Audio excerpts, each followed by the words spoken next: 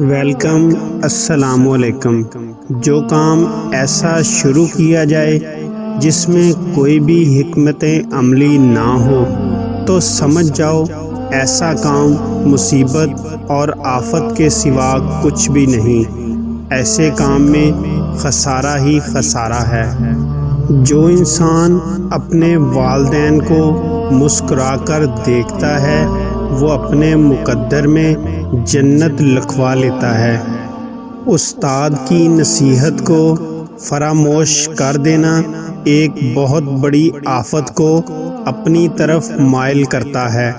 استاد کی ہر بات کو لکھ لو، اسے یاد کرو، پھر اس پر عمل پیرا ہو جاؤ۔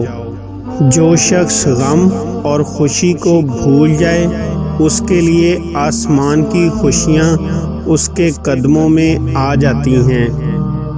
انسان جب خود بعمل نہیں بنے گا کسی کو بھی اپنی طرف مائل نہیں کر سکتا اور نہ ہی کسی کو اس کی کوئی پرواہ ہوگی۔ اکثر لوگ خود کو حسد میں مبتلا کر کے کمزور اور لاغر کر دیتے ہیں کہ اللہ تعالیٰ نے اس شخص کو دولت کیوں دی، مجھے کیوں نہیں دی۔